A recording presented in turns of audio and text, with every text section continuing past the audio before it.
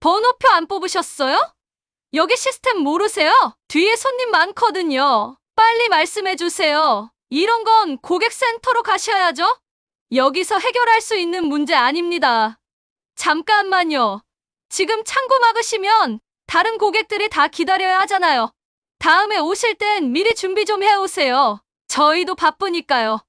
그날 서울 강남 한복판의 한 은행에서 모두의 예상을 완전히 뒤엎는 사건이 벌어졌습니다. 낡은 검은 비닐봉지 하나 들고 찾아온 한 노인의 등장으로 시작된 이 이야기는 하루 만에 은행 전체를 뒤흔들고 전국을 놀라게 만든 놀라운 반전으로 이어졌습니다. 무시당했던 한 노인의 진짜 정체가 밝혀지는 순간 사람들의 시선과 태도는 완전히 바뀌었습니다. 안녕하세요. 서랍 속 인생입니다. 지금부터 펼쳐질 이 믿을 수 없는 사연 놓치지 마세요. 영상이 마음에 드셨다면 구독, 좋아요, 알람 설정 부탁드립니다. 어쩌면 당신의 편견도 바뀔지 모릅니다. 그날 서울 강남의 번화가 한복판 은행 유리문이 열리는 순간 모두의 시선은 다른 방향을 향해 있었고 아무도 주목하지 않았던 한 인물이 조용히 모습을 드러냈습니다. 손에 든 것은 고급 가방도 아닌 어디서나 볼 수 있는 검은 비닐봉지 하나.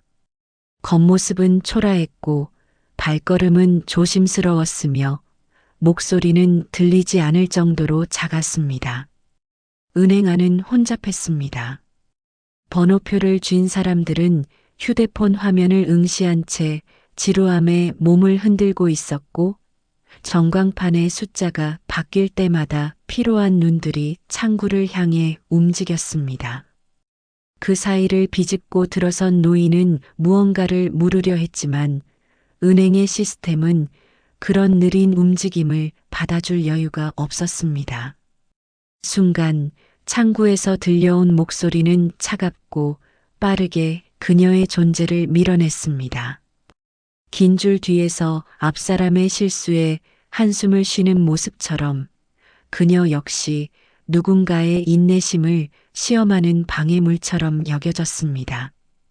모든 것이 그렇게 지나갔다면 이 이야기는 시작조차 하지 못했을 겁니다. 하지만 다음 날 같은 장소에 나타난 그 인물은 전혀 다른 파장을 몰고 왔습니다. 어제는 누구도 눈길 주지 않던 존재였지만 그날은 모두가 숨을 멈추고 바라보게 만드는 인물이었습니다. 은행 전광판의 숫자보다 더 빠르게 퍼져나간 소문, 그리고 누구도 예상치 못했던 반전의 정체. 아무도 멈추지 못했다. 아니, 멈추려 하지 않았다. 서울에 비가 내린 날이었다. 창밖으로 쏟아지는 빗줄기와는 달리 지하철 역사와 버스 정류장은 늘 그렇듯 바쁘게 돌아가고 있었다. 그러나 그 흐름 속에서도 뚜렷하게 보이는 사람이 있었다. 비에 젖은 회색 바지 끝자락과 헐거운 셔츠, 손에 꼭 쥔 비닐봉지 하나. 낯선 얼굴이었지만 그 표정은 어디선가 본 듯한 익숙한 씁쓸함을 안고 있었다. 고개를 숙인 채 한 발 한 발 내딛던 그 걸음은 사람들의 시선을 피해가며 조심스럽게 은행 건물 안으로 스며들었다. 정순 씨, 전북 정읍의 작은 시골 마을에서 태어나 자란 인물이었다. 8살에 부모를 여의고 15에 논밭을 물려받았고 20살이 되기도 전에 가족이라 불릴 수 있는 이들을 모두 떠나보냈다. 결혼도 하지 못한 채 오직 손자 하나만이 삶의 이유였던 그녀는 긴 세월 동안 그 마른 손으로 땅을 일구고 새벽마다 소 한 마리와 함께 살아왔다. 이른 새벽 논두렁 위에서 해가 뜨는 모습을 보는 것이 유일한 기쁨이었고 도시에서 온 사람들과 눈이 마주치는 일이 거의 없었다. 삶은 늘 고단했고 기대라는 단어는 오래전에 버린 지 오래였다. 하지만 아이 하나만큼은 굶기지 않겠다는 일념으로 비닐하우스를 만들고 고추를 말리고 농약 대신 손으로 벌레를 잡으며 버텨왔다. 그렇게 손자는 자라 서울로 떠났고 그녀는 비워진 마당에서 자주 하늘을 올려다보곤 했다. 모든 것은 다 지나간다고 자신을 달래며 그러던 중 어느 날 도착한 한 통의 편지. 평생 남의 이름으로 살아야 했던 그녀에게 도착한 그 편지는 단 한 줄로 50년의 시간을 되돌렸다. 회장의 사망에 따른 개인 유산 상속 절차가 개시되었습니다. 이름 석자 없이 도장을 찍으며 살아온 시간 속에 자신조차 잊고 있던 과거의 그림자가 다시 모습을 드러낸 것이었다. 증서에는 여러 장의 서류와 함께 외화예금 계좌 내역이 포함되어 있었고 눈을 의심할 숫자들이 적혀 있었다. 그러나 정순 씨는 돈보다도 이제 내 이름을 찾아야겠다는 생각이 더 컸다. 서울로 올라온 건 오랜만이었다. 농협 말고는 은행이라 불릴 곳에 제대로 들어가 본 기억조차 없었고 번호표가 뭔지도 몰랐다. 그저 손에 쥔 비닐봉지에 모든 것을 넣고 은행 문을 조심스럽게 밀었다. 강남 한복판. 그녀와는 어울리지 않는 반짝이는 유리와 차가운 바닥. 사람들의 옷차림도 말투도 시선도 너무 달랐다. 그 순간 창구에 앉아있던 유진 씨. 대학 졸업 후 빠르게 승진했고 철저한 자기 관리와 정확한 업무 처리는 동료들의 모범이자 긴장감을 주는 존재였다. 효율과 실적, 시간 절약을 최고의 가치로 여기며 살아왔고 고객보다 시스템과 규정에 익숙해 있었다. 그녀의 눈엔 정순 씨의 등장이 시스템 오류처럼 보였고 감정보다 우선한 것은 속도였다. 유진 씨의 말은 건조했고 손짓은 빨랐으며 표정은 피로에 젖어 있었다.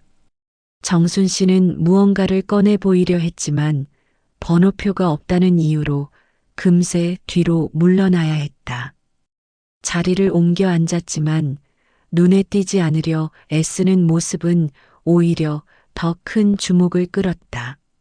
다들 자신이 왜 그곳에 있는지 무엇을 해야 할지를 정확히 아는 사람들 사이에서 그녀는 처음으로 내가 이상한 건가라는 생각을 했다. 그날 밤 서울역 근처의 여관방. 창문 밖으로 보이는 번화한 불빛 속에서 정순 씨는 주머니 속 봉투를 꺼내 조심스럽게 펼쳤다.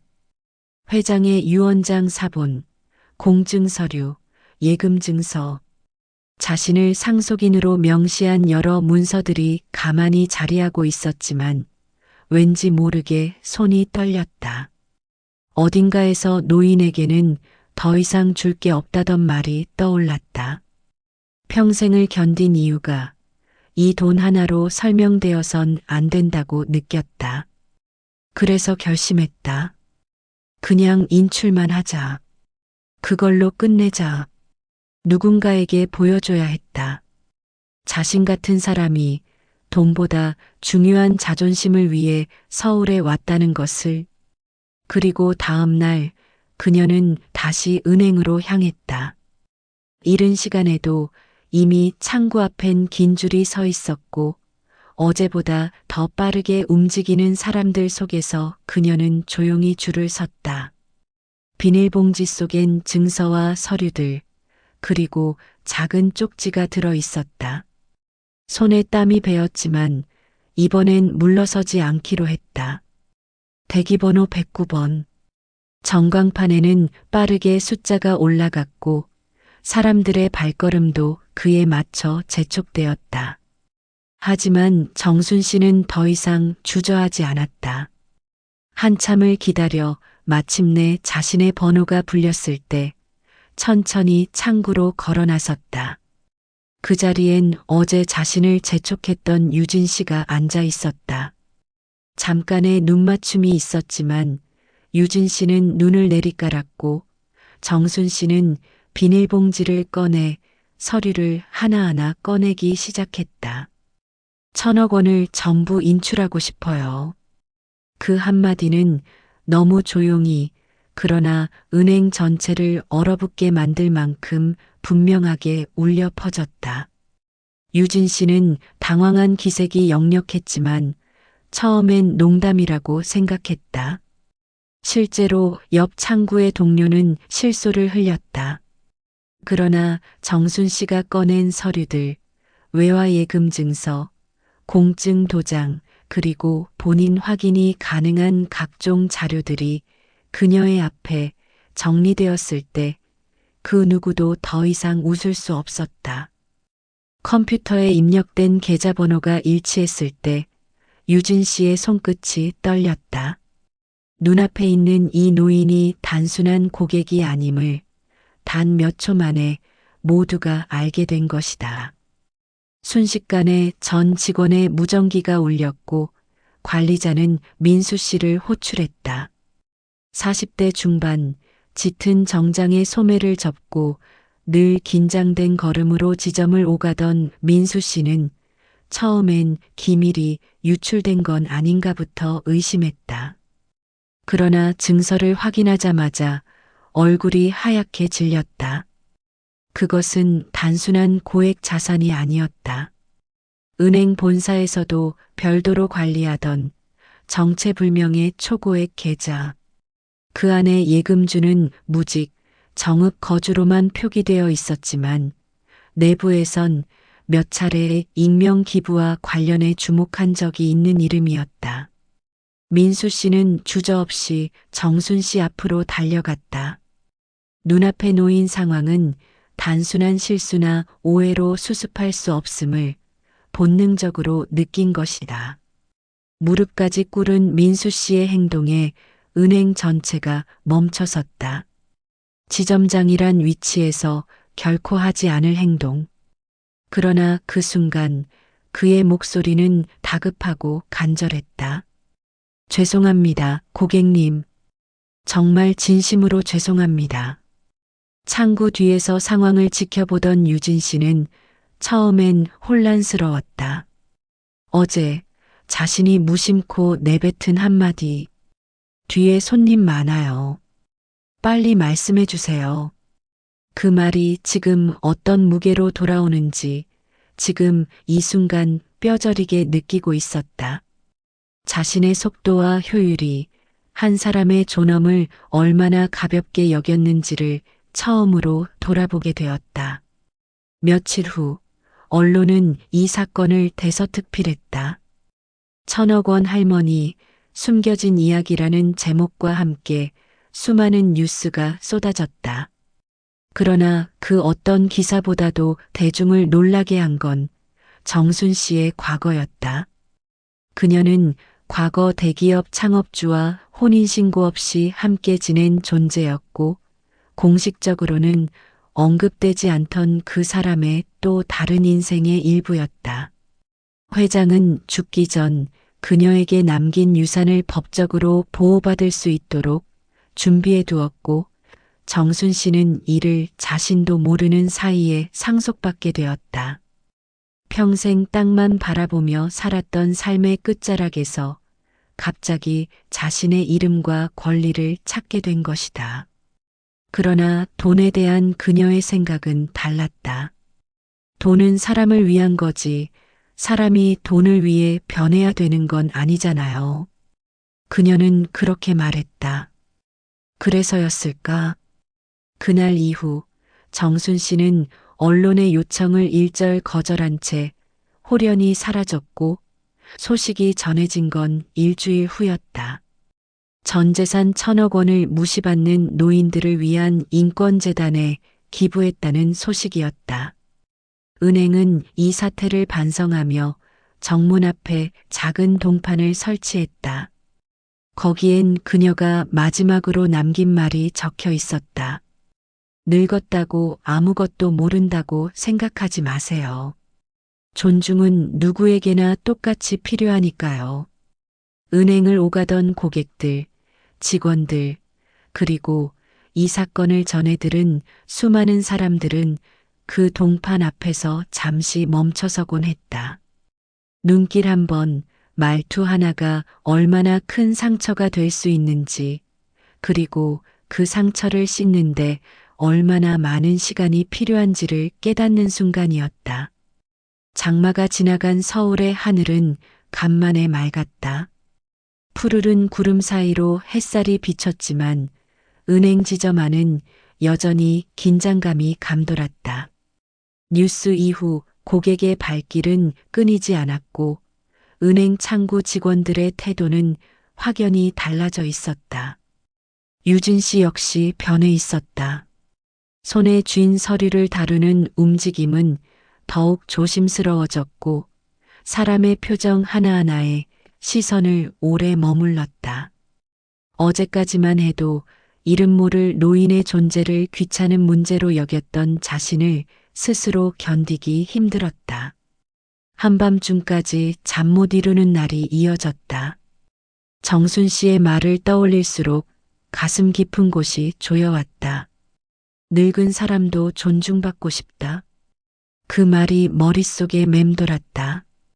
평소엔 무심하게 지나쳤던 고객들의 주름진 손과 느린 말투가 지금은 가장 먼저 눈에 들어왔다. 그녀는 자신이 쏘아올린 작은 말 한마디가 누군가에게는 마지막 희망을 꺾는 칼날이 될 수 있다는 것을 깨달았다. 반면 정순 씨는 모든 절차를 마치고 조용히 마포구의 작은 여관으로 돌아갔다. 더는 은행도 뉴스도 관심 밖이었다. 텔레비전에서는 여전히 자신의 이야기를 다뤘고 주변 사람들은 하나같이 놀라움과 감동을 이야기했지만 정순 씨는 텅 빈 방 안에서 작은 식탁에 앉아 손톱 밑에 낀 흙을 바라보고 있었다. 익숙했다. 여전히 자신은 정읍의 땅에서 살아가는 사람이라고 생각했다. 하지만 더 이상 조용히 살고 싶지는 않았다. 더는 자신 같은 노인이 거리에서 외면당하고 무시받고 뒤로 밀려나는 현실을 그저 외면할 수 없었다. 그래서 결심한 일이었다. 남은 생을 누구도 눈길 주지 않는 이들을 위해 쓰기로. 유산의 절반은 이미 기부됐고 나머지도 각종 노인 인권단체와 복지사업에 분할 지원하기로 했다. 언론은 그녀를 익명의 기부자, 반전의 주인공, 대한민국의 간디라며 칭송했지만 정순 씨는 그 어떤 이름에도 만족하지 않았다.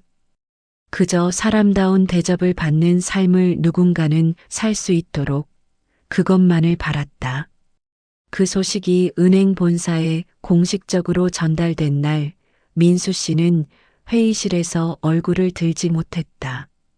실적, 성과, 효율을 외치며 조직을 이끌었던 자신이 정순 씨 앞에서 무릎을 꿇을 수밖에 없었던 이유. 그것은 단지 돈 때문이 아니었다. 그것은 인간에 대한 최소한의 예의, 그것이 사라졌음을 본능적으로 알아챘기 때문이었다. 그날 이후 민수 씨는 지점 내에서 인간 중심 고객 응대라는 지침을 신설했고 전 직원들에게 관련 교육을 강제했다. 마지못해 따르던 직원들도 시간이 지나며 그 변화의 필요성을 체감하기 시작했다. 한편 유진 씨는 정순 씨를 찾아갔다. 명함을 들고 과일 바구니를 들고 고개 숙인 채 서 있었지만 정순 씨는 그저 창문 너머로 서울 하늘을 바라보며 말했다. 사람이 살아가면서 실수는 해도 돼요. 다만 그걸 잊고 살진 말아요. 말없이 돌아서는 유진 씨의 눈가엔 눈물이 맺혔다. 그 순간이야말로 그녀가 진심으로 사과한 첫 번째 순간이었다. 며칠 뒤 마포구 은행 앞엔 작은 동판이 세워졌다. 별다른 장식도 형식도 없는 그 동판엔 단 한 줄의 문장이 새겨져 있었다. 존중은 누구에게나 똑같이 필요합니다. 그리고 그 문장 앞에서 사람들은 자주 멈췄다. 어떤 이는 부모를 떠올렸고, 어떤 이는 지난날의 무심함을 되짚었고, 어떤 이는 그저 오래도록 그 자리에 머물렀다. 정순 씨는 다시 정읍으로 돌아갔다. 이젠 손자도 자리를 잡았고, 마당에는 오래전 심어둔 감나무가 열매를 맺고 있었다. 그 감나무 아래 낡은 의자에 앉아 그녀는 조용히 눈을 감았다. 이젠 자신의 이름을 지워도 괜찮았다. 누군가 자신과 같은 사람을 외면하지 않을 수 있다면 그것으로 충분했다. 여름이 지나고 가을의 문턱에 들어선 어느 날 정순 씨의 고향 마을엔 작은 소식지가 돌았다. 정읍 출신 정순 씨, 1,000억 기부로 노인 인권재단 설립이라는 제목은 낯설고도 자랑스러웠지만 마을 사람들은 그 소식보다 그녀가 살아 돌아온 것이 더 반가웠다. 길목마다 어르신들이 모여 앉아 그 양반이 그런 큰 돈을 가졌을 줄이야라며 신기해했고, 마트 주인은 평소처럼 장바구니를 들고 나타난 그녀에게 과일 몇 개를 몰래 더 얹어주었다. 그러나 정순 씨는 자신을 특별한 사람으로 보지 말아달라고 당부했다. 마음속에서 오래도록 무거웠던 그 말 하나를 누구나 자연스럽게 꺼낼 수 있는 세상이 되기를 바랐다.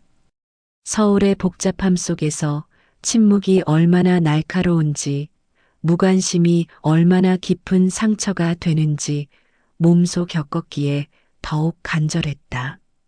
서울 마포구 은행 지점 앞의 동판은 점점 더 많은 이들의 시선을 끌게 되었고, 누군가는 동판을 배경으로 사진을 찍었고, 누군가는 그 문장을 손으로 더듬으며 한참을 서 있었다. 처음엔 단순한 PR처럼 여겼던 직원들조차 어느 순간부터 그 문장을 외우게 되었다. 존중은 누구에게나 똑같이 필요합니다. 은행의 변화는 상징적인 수준을 넘어 실질적인 제도 개선으로 이어졌다. 시니어 고객을 위한 창구가 별도로 설치되었고, 느린 손님을 위한 전용 시간대도 생겼다. 지점 교육 자료엔 정순 씨 사건이 정식으로 수록되었으며, 그해 은행은 고객 중심 경영 우수 지점으로 본사 표창을 받았다. 그러나 민수 씨는 상보다도 직원들의 눈빛에서 느껴지는 변화가 더 값지다고 여겼다. 유진 씨는 사직서를 쓰려다 찢었다. 한때는 그게 도망이라 생각했지만 이제는 자신의 책임을 정면으로 마주하고 싶었다. 처음으로 마음을 담아 응대한 노인은 눈을 지그시 감고 미소 지었다. 이젠 나를 기다려주는 사람이 있는 것 같아요. 그 한마디는 유진 씨에게 가장 따뜻한 보상이었다. 정순 씨가 설립한 은빛날개 인권재단은 전국의 노인 보호시설과 협력하여 인권 교육을 시작했다. 노인 차별 발언 수집 프로젝트, 시니어 존중 캠페인, 느린 은행 주간 등 다채로운 활동이 이어졌고, 재단의 이름은 점점 더 많은 매체에 소개되었다. 그러나 정순 씨는 늘 뒤에 있었다. 전면에 나서지 않았고, 행사장보다는 시골 마을의 낡은 툇마루에서 편지를 써내려갔다. 누구든 나이 들어갑니다. 누군가의 할머니가 되기 전에 한 사람으로 기억되고 싶었습니다. 그 문장은 재단 첫 해의 연례 보고서, 맨 앞장에 실렸다. 시간은 흘렀고 사람들의 기억은 점차 다른 뉴스로 덮여갔지만 가끔씩 누군가 창구에서 어르신의 말에 귀 기울일 때 혹은 거리에서 천천히 걷는 노인에게 자리를 양보할 때 그 작은 변화들이 어디서 시작되었는지 아는 사람들은 마음속으로 한 이름을 떠올렸다. 정순 씨. 그리고 그 이름은 언젠가 누군가가 또 다른 이에게 같은 존중을 건넬 때 다시 한번 살아날 것이다. 세상은 그렇게 조금씩 바뀌는 법이니까. 은행의 정문 앞 푸른 잎사귀가 흩날리던 초가을 어느 날. 동판 앞에는 사람들이 여느 때처럼 줄을 서서 잠시 머물렀다. 누군가는 사진을 찍고 누군가는 눈을 감고 속으로 무언가를 되뇌었다. 하지만 그날 평소와는 다른 움직임이 있었다. 나이가 지긋한 여성이 동판 앞에 서서 조용히 묵내를 올린 뒤 동판 아래에 작게 접힌 종이 한 장을 내려두었다. 거기엔 단정한 손글씨로 이렇게 적혀 있었다. 고맙습니다. 이름도 얼굴도 몰랐던 누군가에게 따뜻함을 배웠습니다. 그 종이조차도 사람들에게는 메시지가 되었고 다음 날부터 동판 주변엔 누군가 남긴 쪽지들이 늘어나기 시작했다. 할머니, 당신 덕분에 어머니께 조금 더 따뜻하게 말했습니다. 당신의 말이 저를 멈춰 세웠습니다. 이제는 제가 먼저 인사합니다. 사람이 먼저라는 걸 잊지 않겠습니다. 은행 본사에서도 이 현상을 주목하게 되었고 동판 옆에 작은 메시지 박스를 설치해 누구나 감정을 표현할 수 있도록 했다. 그 결과 서울 각 지역뿐 아니라 지방의 지점들에서도 정순 프로젝트가 시범적으로 도입되기 시작했다. 모든 고객을 동일하게 대하자는 취지에서 출발한 이 운동은 예상보다 큰 반향을 일으켰다. 그러나 무엇보다 큰 변화는 사람들의 눈빛에 있었다. 이전까지는 대기 시간, 효율, 순번이 우선이었다면 이제는 조금 느린 손길에도 여유를 가지는 법을 배워나가고 있었다. 유진 씨는 다시 창구에 앉아 있었다. 달라진 시스템, 느려진 속도, 그러나 더 많아진 미소 속에서 그녀는 매일 스스로에게 묻곤 했다. 나는 지금 존중을 건네고 있는가? 민수 씨는 어느 날 직원들에게 조용히 말했다. 정책보다 더 중요한 건 마음이야. 그 한마디에 교육자료도 실적표도 잠시 덮었다. 그리고 은행 지점 게시판엔 정순 씨가 과거 손에 쥐고 있었던 비닐봉지 사진이 실물 크기로 걸려 있었다. 그 위에는 다음 문장이 적혀 있었다. 이 안에 담긴 건 돈이 아니라 기억입니다. 누가 되었든 잊히지 않기를 바랍니다.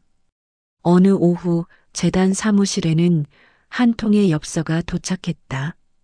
보내는 사람은 고등학생이었다. 엽서엔 이렇게 적혀 있었다. 저희 할머니는 늘 내가 늙어서 말이 느린 거지, 멍청해서 그런 게 아니야 라고 하셨어요. 이제야 그 말이 무엇인지 알 것 같아요. 그 마음을 알게 해주셔서 감사합니다. 정순 씨는 그 엽서를 쥔 채 한참을 말없이 앉아 있었다. 햇살이 마당을 가로질러 감나무 줄기를 타고 있었다. 바람은 천천히 불었고 어딘가에서 감이 하나 툭 떨어졌다. 작은 소리에 놀란 참새들이 날아올랐고 그녀는 이마에 맺힌 땀을 훔치며 중얼거렸다. 이제야 뿌린 씨가 열매를 맺는구나. 서울의 은행, 마포의 거리, 정읍의 마당. 모두 다른 곳이었지만 공통된 변화가 있었다. 누군가가 먼저 인사하고 누군가가 먼저 손을 내밀며 누군가가 먼저 기다렸다. 그건 한 사람이 시작한 존중의 언어가 모두에게 퍼졌기 때문이었다. 그리고 그 존중은 결코 빠르게 흘러가는 세상 속에서 사라지지 않았다.